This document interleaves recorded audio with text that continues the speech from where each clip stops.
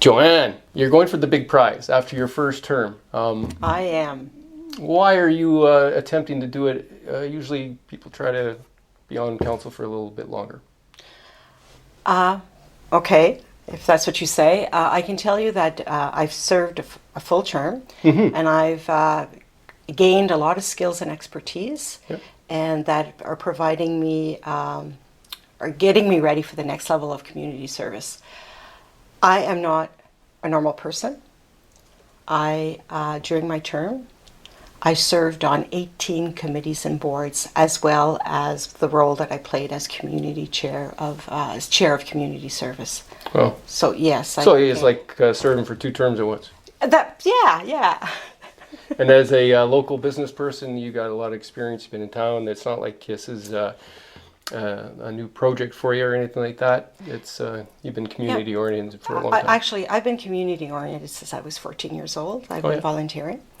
And then when I lost my job and I founded my business to create employment for myself and others, I learned to become a business owner, and I operated a successful business for 22 years.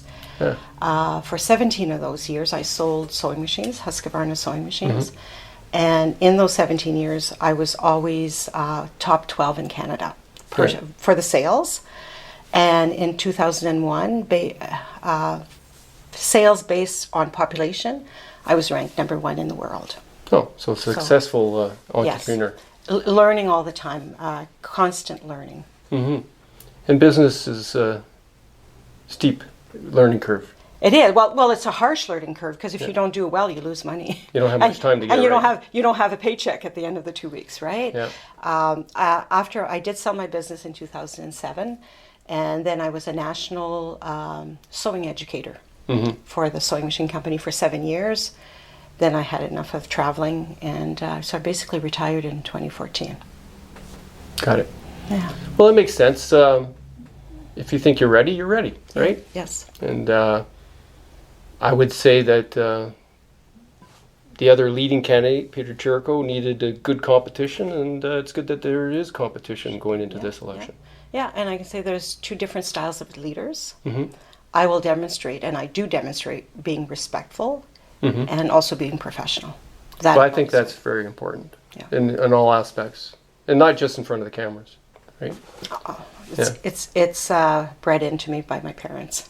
Right. Strong work ethics. That's good. I haven't had a chance to see your full platform and digest it. I did read Peter's the other night. There about 3 times, and he's proposing a lot of changes at City Hall, thinking that the culture needs to change, and there's a lot of evaluation, and thinking it's not working. I've been to City Hall. I can see how some people might have some issues when they're dealing with stuff, but I don't think it's dysfunctional. What's your assessment? I don't think it's dysfunctional. I do know that, for example, for a few years, we have okayed the finance department to purchase this new computerized system that will bring efficiency and less manually inputting of data. And that's coming, but there's a lot of barriers stopping it, as in we need to employ more people so that the experienced ones can work on the new system while new staff keeps the business going. Right. And we have difficulty hiring.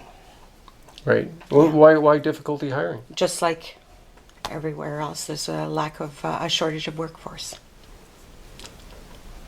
Yeah, I guess there's a lot of competition for skilled workers, eh? Yeah. The skilled in tech or anything else. Be a great time to start in the workforce. Yeah, well, it is. There are people are hopping from job to job, getting the best. Is it a matter of having to pay people more? Competing for that? It could be, but then we also have a bottom line we have to respect, right? Yeah. Tell me about some parts of your platform that speak to some of the issues other people are talking Yeah. to? Because I think there's some initiatives that you got going that answer some of the questions that are being raised already. Okay, yeah.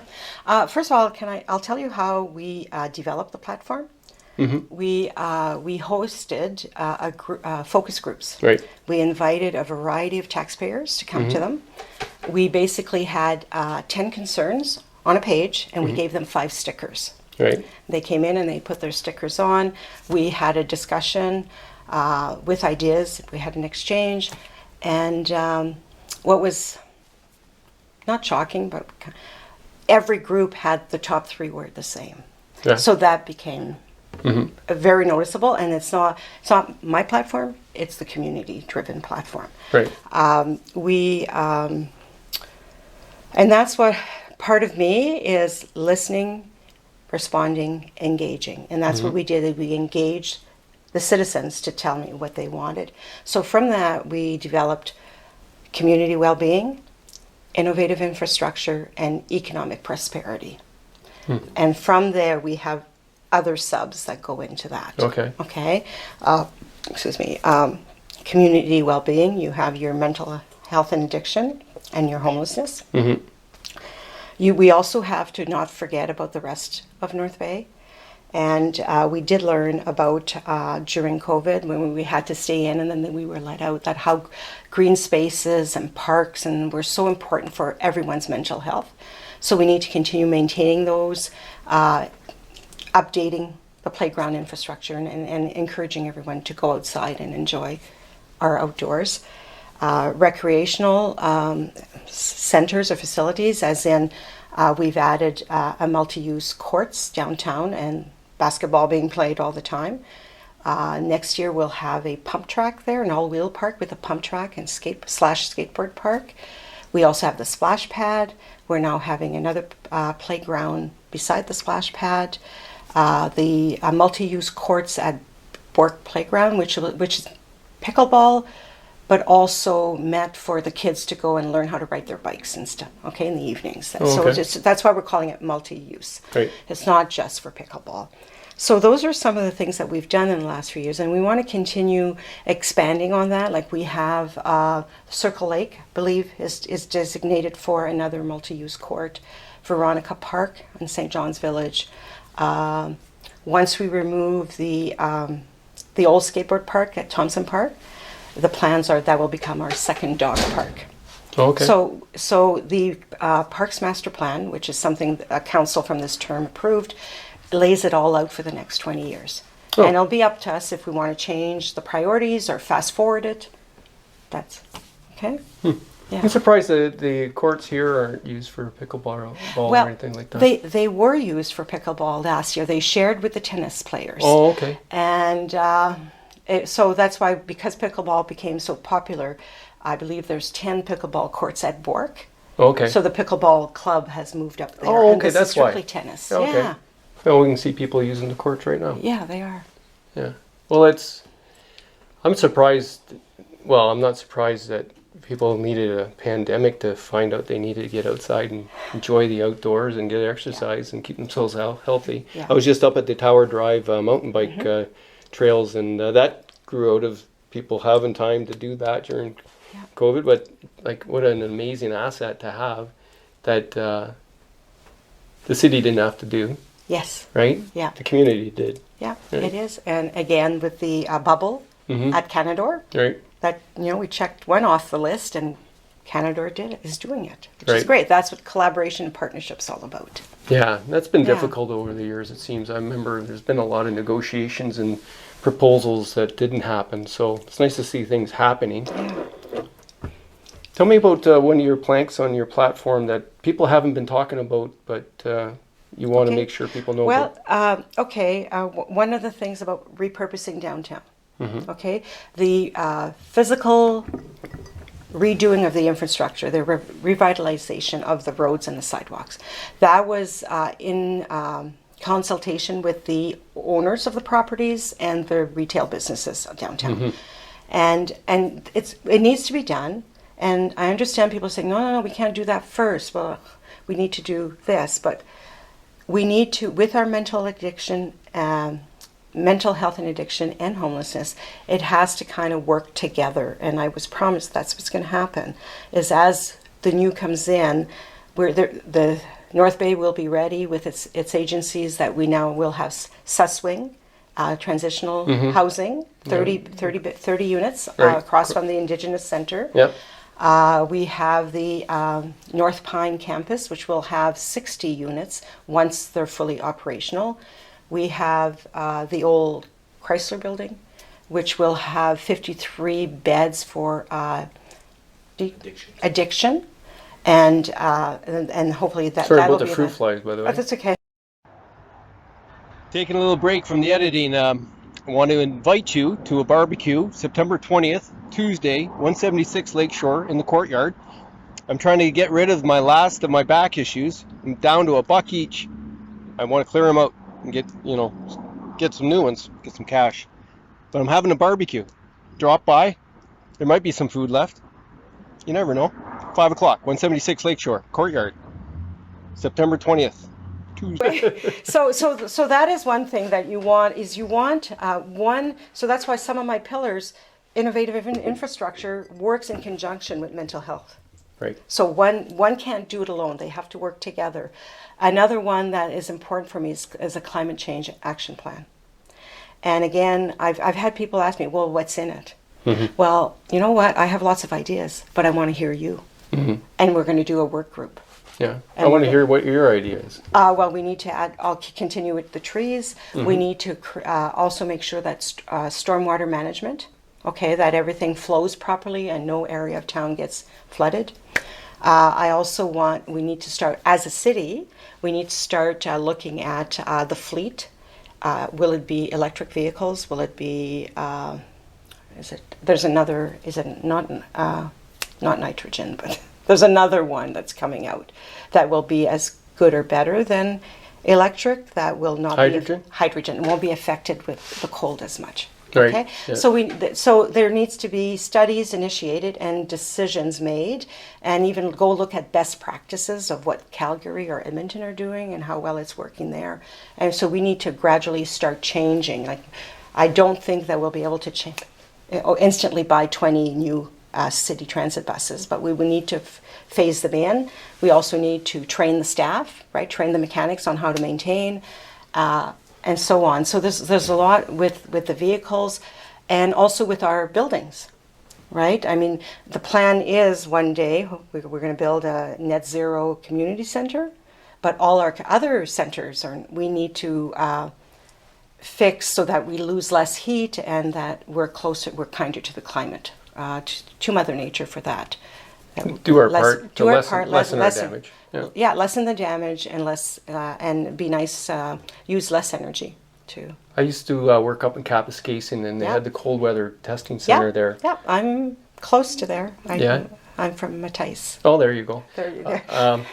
Funny story there. I was leaving for a job to Orillia, and I ended up having to get a car before it goes for the job, right? And I just spent 2 years in Cap, and February, and I bought a Dodge Colt 1991 and 92. No block heater. It went to minus 50. I was frozen for 3 days. I couldn't move. I was 2 days late getting to my job. And finally we thawed it out. I'm not sure. We took years of life off the car trying to start it hard. And it didn't thaw out. The radio didn't work until I got to New Liskard. It was that cold. It was that frozen. The radio wouldn't work, electronics. But anyways, my idea, my thought is that, we should be able to do a project or pilot project, or we study the impacts of our weather on electronic vehicles, specifically for this area. You don't need to study them in Kapuskasing. They're not going to work there. But here is possible here. In Toronto it would work. Yes. In Montreal it will work. They don't get the weeks of cold that we do. But if we study it, the weather we have here, there's a whole lot of people living in that latitude that we're in that it would affect. Yes. So maybe there's an idea there.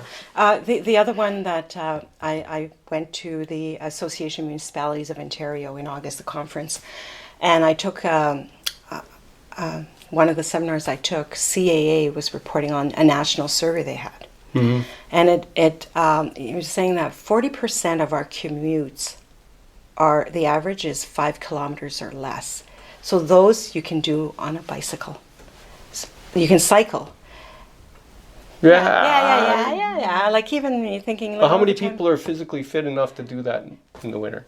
Not in the winter, in the summer. I We'll know. start with the summer, so Yeah. we're not burning energy, and we're keeping. I know, but you have to have a car for both seasons. Yeah. Oh, yes. right? The car's still there, but once in a while, even if we start doing it once a week, that we say, I'm going to go to the Y and ride my bicycle instead. I'm going to cycle to the Y instead of Well, active living for those active that living. can, And for sure. Yeah, for those I can. Yeah, Yeah, I I'm not- still can. So Yeah. yeah.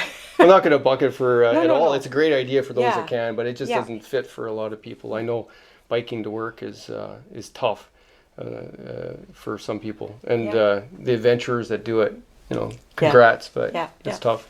I just wish there was a bus coming from Coralville.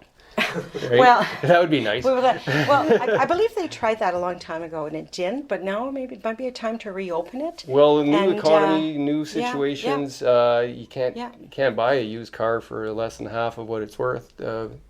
Like 2 years ago, right? Right. So it would be nice, I'd say, if Yeah. there was an option. I think somebody should try something. Yeah, and might not be as frequent as in town. All but at least the you- North Bay councillors can get on the bus, come into work. Not from me. Coralville. Not me. Yeah, I know you're here. Yeah, I live here, and I've Yeah. always lived here.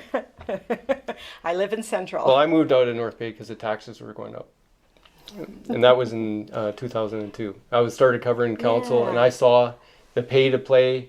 I saw Yes, yes. the water sewer going up to, and Yeah. I said, well, I'm not going to be able to afford this, so I got out of here. And it turns out, for those who think that moving to the sticks will save you any money, between the course, but Yeah. having to drive in here all the time, Yeah. the gas spent. Yeah. I'm now looking at a septic system that's 25 years old, and a water well that I'd like to have drilled because I don't like the quality of the water. So there's so much involved that you got to go out there. If you're going to go out there, it's for a lifestyle decision, Yes. not to have any neighbors. Well, 6 years ago we moved to Central. I used to be for 30 years in Whitfield. Oh, okay. And Whereabouts in Whitfield? on Aberdeen. Okay. Okay, you know my neighbor, Yeah, I do. Chris. Yeah. Okay. So anyway, but what we did, I looked everywhere, and then when we start talk to people and say, yeah, but you're paying for water and sewer every month, but if you hold on to all that money, and in 25 years, but now you have to fix it, whereas if I have an issue, the city does it. Yeah, no, So- if so, like, you you know, extrapolate yeah. the amortized cost of a septic system over Yeah. 30 years, Yeah. it's $1,000 a year. Yeah, and even your car usage, like you're traveling Oh, longer yeah. distances, Wear and tear. and wear and tear, and the gas. I fill it once every 3 weeks. Mm-hmm. It's 50 liters, and that's it. So yeah. I'm jelly. So it's like you say, it's a personal lifestyle. So choice. that has to be the reason you do it. Yeah. It can't be to avoid cost, because there is no net benefit cost-wise, as far as I can tell. Right. It used to be that you can get cheaper houses out there. I bought mine for $120 first time. Okay. Then I had to rebuy it after the separation Oh. for okay. $175. But now it's worth something like more than I can imagine somebody wanting to pay for it. About 3, 4. Yeah. The market now with the interest rates going up, I think, probably in the low 3s when it's crazy. But like I say, you have to go out there for a lifestyle thing. So whenever that's mentioned, and our taxes in East Ferris are going up too high. Pauline. Well, they're not too high. They might be too high for some. They feel like they're going up exponentially because they've had to build new infrastructure there too. Yeah. New township office. There's a lot of costs. Medical center. Yeah. And so there's both Callander and East Ferris. I'd like to see a comparative of what you're really paying for and what you're getting. Have you ever thought about that? Comparing that, it's not your job. No, but it's hard, and I know sometimes people will compare and say, oh, well, these taxes here are so much more than, but We also have more snow to plow. We have more, so it's hard to compare. You shouldn't compare like city Well, the to city kilometers of roadway Yeah. that you have in North Yeah. Bay per capita, Yes. compared to some communities. So there is an extra cost Yes, for there the is. city. Right? There is, and now we do have the provincial mandate to go infill and go up, right? To condense. And that is Well, that's a been more about practical. 15, 20 years now. And but change takes a long time in the building world, right? yeah. And even when people are asking me right now, like I had a lady yesterday saying, Joanne, I live in Temiskaming. I'm tired of traveling. I want to come to North Bay, and I can't. So I was telling her of all the projects that the city has approved. The apartment up on Bain Drive, I believe that's 60 units. The apartment at the bottom of Airport Hill, I think that's another 40. Tressler School will have 20 plus another building with 100. And then the one that's being built at the corner of 2nd and Front, I think that's about 30. We approve these, but it may take 2-3 years before the builder decides to build and complete it, and then it's ready for rental. So economics drive the final decision. Yes, They're in position to build. Yeah, yes.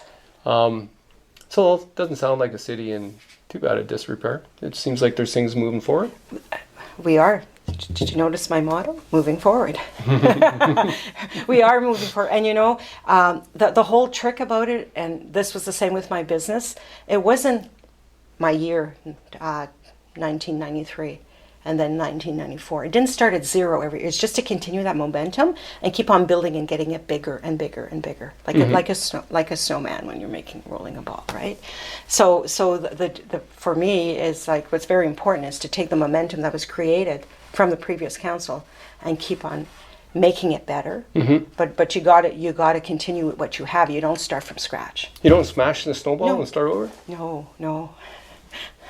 Waste of energy and time. Well, I think that's one of the issues whenever there's somebody that wants to make massive change at once, is that there's a cost to that. Yes. And then there's sunk costs on other things that were started beforehand. So yes. It's a real dance to try to make change and still not interrupt the momentum. Yes. Right? And that's important. And the other thing too is, it didn't take me that long to figure it out, but some others takes a while. We are there to govern. I'm not there to tell Mrs. So-and-so who's works in finance that she's not working fast enough or she does not good. We can report to the CAO. We can talk to him about our concerns, but then it's up to him to take care of the operations of the city. It's a good way to get an integrity commission investigation if you're approaching the staff people and telling them what to do. And I think some of the communities around here have learned that lesson a little bit. One of the reasons why, they have those rules to separate the church from the state, so to speak. Yes, right? Yes. Big question here is Peter Jericho is basically considered a good pick for the boardroom because he wears a suit and carries a briefcase and has that kind of air, and that's sort of an old school look at things and kind of misogynist a little bit. Can you handle the boardroom and do what Al McDonald's been doing? I have a suit. I can also wear a tie if you want me to. Oh yeah. Okay, yeah. I'll make you a tie. Okay, so if you're saying as a chair of community service, right off the bat, I established right away that I would make an appointment with my director and we would meet once a week. And that started a trend with others.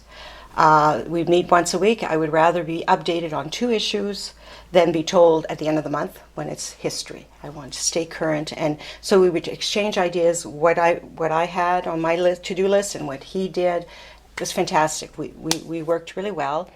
How can I handle? I can say that yes, staff found out about the grant, the funding for the net zero for the new community center. I advocated and followed through with that. Okay, so I was part of meeting with Anthony and saying, where are you at, what are we doing, and staying on top of that too. So I was on the team for that. Oh, yeah. Okay, No, I have no qualms. I go to AMO. I've gone to delegations. I meet with the ministers. I meet with their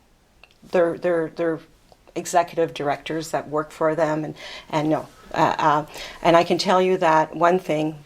When I came in 4 years ago, nobody knew who I was, but because of the title I carried, the doors opened up, and I met a lot of people in North Bay and a lot of people at City Hall. The same will be when I'm mayor. That if I have a very good professional relationship with Mr. Fideli, with the MPP, and with the MP. I can also, because I would say this is Joanne, Mayor of North Bay, the same doors will open, and yes, I can talk. I've been in boardrooms for a long time. Yeah.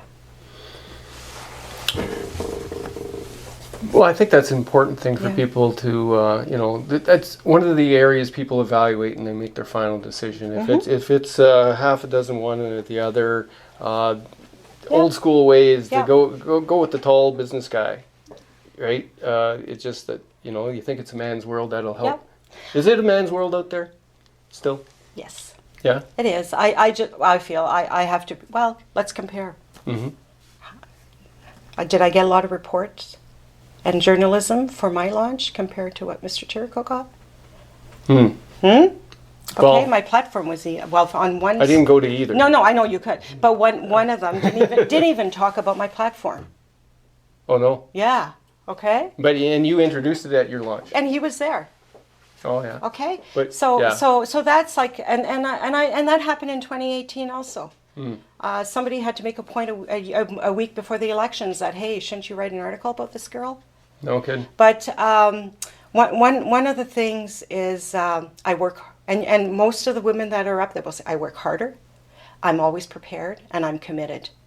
I said I put 100% of myself in these 4 years, and I finished the 4 years. Okay, and some people haven't finished terms. No, and I was actually, to be honest, I was asked probably in the middle of it if I had other political aspirations. Yeah. And I said no. I love North Bay, and this is where I am, and this is what I like. I'm not going anywhere else. Right. And it was like, that's it. So I've been, and honestly, I've been after a year in, how this kind of, let's say, planted the seed. A prominent businessman was coming into a press conference with me at City Hall and opened the door for me. And he just said, Joe, you're doing a good job. You would make a good mayor. So that started it. Right. I can tell you that with my counselor pay, I've been putting $5,000 away every year to prepare for this. I have been, since COVID, because of Zoom and you don't have to travel to meetings, I had more time. I probably read 12 to 15 municipal governance books from Municipal World that educate you on ideas. So there's a few ideas I want to try, and this one is Better Decisions Together, which is from, I believe, the Waterloo area, and that's why I want to see the community engaged and have more work groups on certain items when we need to make a decision, or we like the climate change action plan. Here's an analogy, a sort of comparator. For your role as mayor, would you consider yourself wanting to be, I'm a sports guy, so it's a sports analogy. Yeah, sure. Quarterback or coach? I've coached because I that's what I do right now is I coach triathletes how to be better swimmers. I've done that, okay, and we have lots of fun and they enjoy it. I've coached or taught lifeguards to become lifeguards. That was in my previous, like when I was 20 to 30 era. I am a person who I like to see the team come forward and as a team win. And I've said it when I started at the City Hall, if something goes wrong, the bus can hit me. But if something goes good, I want you to stand beside me. Not me, just me. So, I'm ready for this. So more of a coach and more of a we than me. Yeah. Right. Yeah, and that's how I was with my business at the end. When I learned more business management, I had a team, we met. I'd say I knew this girl was good at motivating people and giving them ideas for new courses, new sewing courses, and she would do that. Right. And the next one, I knew everybody's abilities, and I try to utilize and keep them motivated and keep them challenged with the job. Yeah. That's good. Yeah. I like that.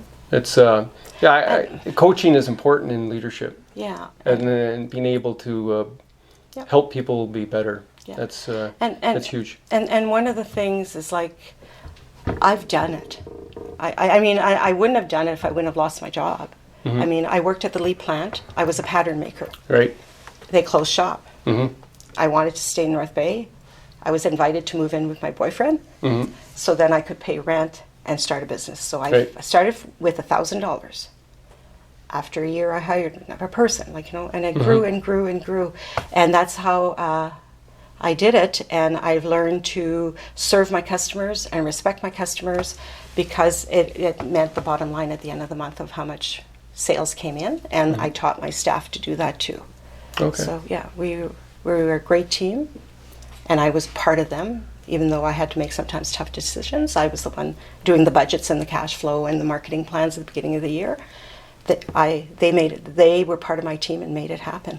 Yeah. Buck Yeah. stops one place, but Yeah, it. you just don't want the bank to call you. Yeah, no, you definitely don't. I got to ask you this one question before Yeah. we finish Yeah. up. Yeah. We're Yeah. we're running long, but Yeah. I have all the. yeah. I wanted to ask you, because I mentioned it in one of my columns, and I know you're on the board with the Arts Center, Capel Center. Yes. And I've been hearing, you know, there's been a few resignations there, or people have left or retired, and I heard there was some stink going on there. People getting along. So is any of that true? I don't know. You see, again, I go to the board meetings, we read the reports, and we don't. If there's stuff going on that has to do with the executive director to deal with her personnel. So none of that's has come from the executive director no, to the board? What? No. Oh, okay. No. Unless she felt, no, we didn't get any of that. We're there to read, to approve. They did well. They survived COVID very well. And that's due to, I feel, is due because we were really well set up with the previous president, Rob Palangio. Okay. He was fantastic. He was there for a long time, but he had a really good way of managing things. And what I'm bringing to the table is a new style of leadership. I want to be more open, and that's why I just want to bring in the people and listen to them, respond, and engage with them, or have them engage to solve issues and to be part of helping whatever challenges North Bay has to help as a community. We're going to come through this, and we're going to move forward.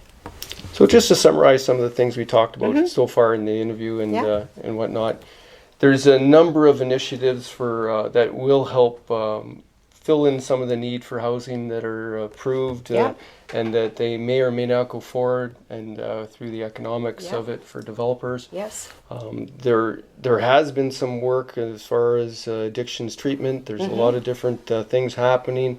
Some of it a little outside of what the plan was, but it's happening. And there's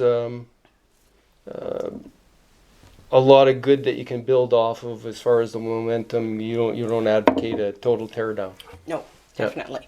We take the good and we keep moving, and we add and become better. We move forward and become better. I had a thought there, but it disappeared. But It happens to be every second. Did you have a thought there? Did I have a thought? Yeah. no, Can't do physical infrastructure without taking a look at social right. infrastructure. Thank you. Yes, that's important. That part of our social infrastructure, and that's with bringing.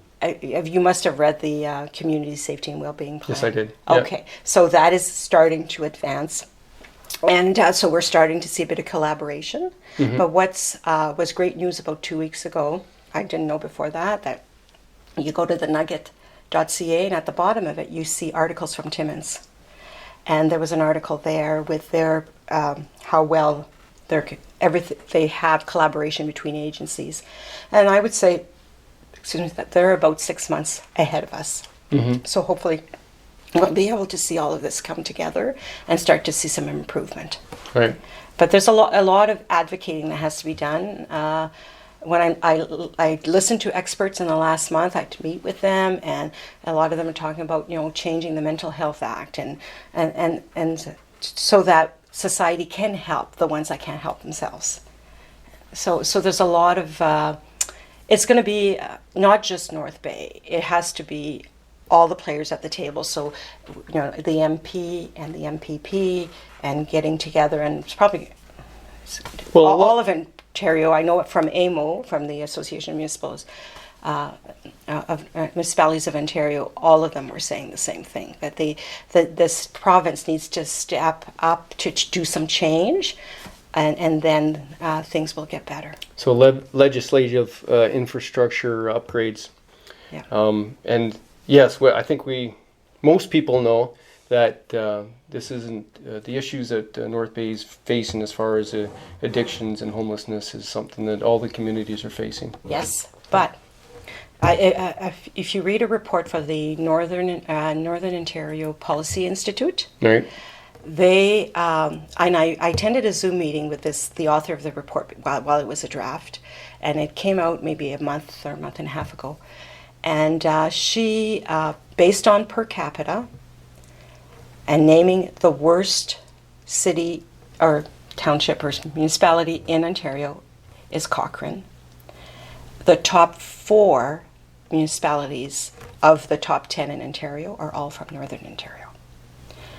And so those things have to change. They have to recognize that and help Northern Ontario as for where we score versus going to the mass population of Toronto.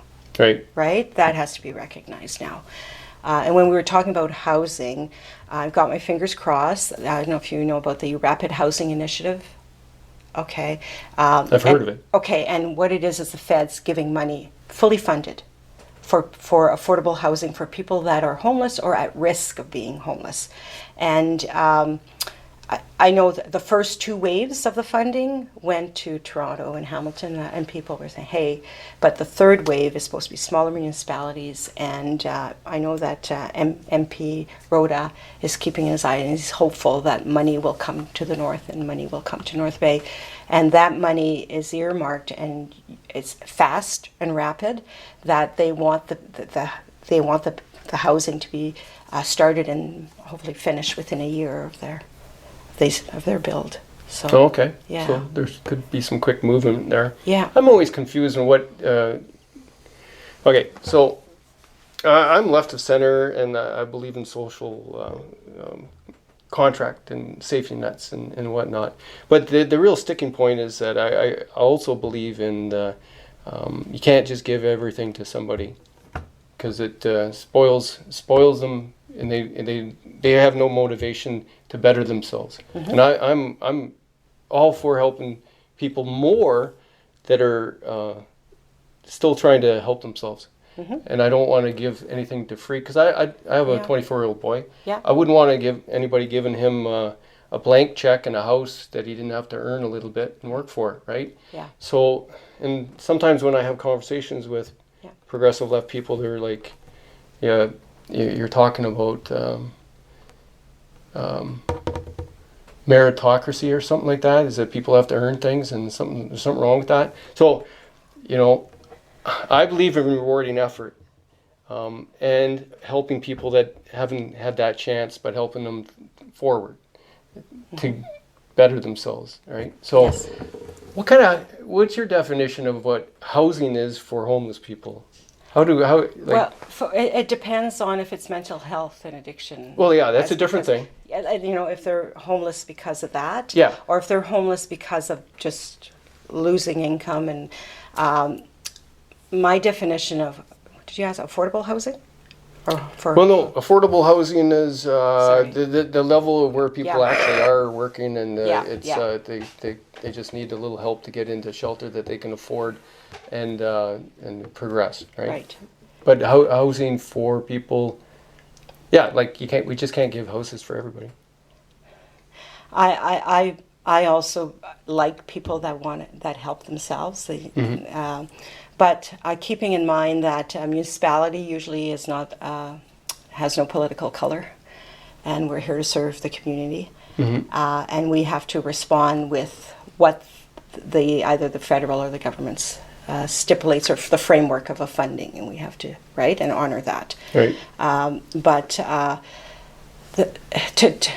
To say that I wanted everybody to have a house, I've earned every penny I've had. I went to school and had to borrow money from my brother. My parents couldn't afford it. I mean, they bought me a bed and a dresser, and that was my 3 years of education, and that's all they could afford at the time, and that's fine. But I figured out a way to do it, and I did it, and yes, and I value my first car that I bought for $1,000, and I valued because I had to earn that money. But to be able to say, I don't think it should be on the burden of the taxpayers, the municipal property taxes, that if the governments agree and come in with funding, and we can make it happen. But I don't believe that, and that's how it is now, right? Homelessness is under DSAB, which gets funded a bit by municipalities, but mostly by province. I've seen some in communities and other places. They get the tiny home concept where you get your 10 by 10 that you can sort of be safe in. It's separated. You're not necessarily in a project that is just too many people. So like there's stages of housing and shelter and homes. Like there's a different shelter, housing, and homes. There are three different But that tiny home still needs sewers and water and heat. And so it still needs all those services to be provided to. So, and I was surprised at it. Well, I don't know how one man built a tiny home a few years back, and then he sold it, and it was at the Green Store, and it was like he wanted $80,000 for it. That's what it cost him. Now, I didn't see the inside. Maybe it was the Cadillac of tiny homes, but well, any structure nowadays that has to meet a code for its purpose, which is different if it's funded federally or provincially, and whether or not it's who owns it, right? So we can't be building cheap little shelters that don't meet safety codes, and can't withstand someone living in them, right? And the tiny home, you also have to keep in mind, now we're talking about climate change action plans, is little houses with 10 foot of space between them. Is it not better just to put them into row housing? Yeah, row housings are Well, it's obviously it's a big issue that a lot of different ideas will help, and got to do something so that we're not dealing with necessarily tent encampments that are being used by people that need our service, our help. Yes. Right. I don't care if anybody lives in a tent if that's what they prefer. Yes. For their lifestyle, but if somebody needs our help, I think we need to help. Yes. Yes. And I met a great group the other night, Boots on the Ground. All volunteers, and what they do with the health checks and what they supply, and I was quite amazed with them, and I will continue having a relationship with them if I become mayor. All right. Yeah. With a lot of North Bay's I've always known that, but North Bay is a really kind and generous community and for a long time in my life I couldn't donate money, but I donated my time and my talent. Yeah. And so everybody has something to give back to the community and help. Well, there's a lot, and North Bay is run by volunteers. If they stopped volunteers, everything was shut down. Yes. I was just saw the Heritage Gardeners Yes. and the Horticultural Society outside the Dion Quince museum, and they're gonna, help landscape it and get it going. And none of that stuff happens without volunteers. No, and I believe they're the ones that rejuvenated the gardens at the YMCA. So it's fantastic. Yes. Yeah. Oh. Anything else you want to talk about? No, we covered a lot of ground. I know you did well. Thank you. Thank you for making me feel so comfortable. I know I have a chance, and from what I'm hearing at the doors, people are ready for change, and they're very supportive of the Johanne Brousseau for Mayor team. So I'm enjoying talking to them, and it's always the same. My top three on my pillars, that's what everybody wants and is concerned about. And we will definitely, that'll be the mandate. And once elected, the whole thing is to get to know the council who's going to be elected and ask them what their priorities are and try to negotiate. And as a council, we can agree on, and then we could move forward for 4 years and be as successful as the last term. Well, right on. Well, thanks Okay. for taking time. Oh, anytime. Dave. Appreciate it.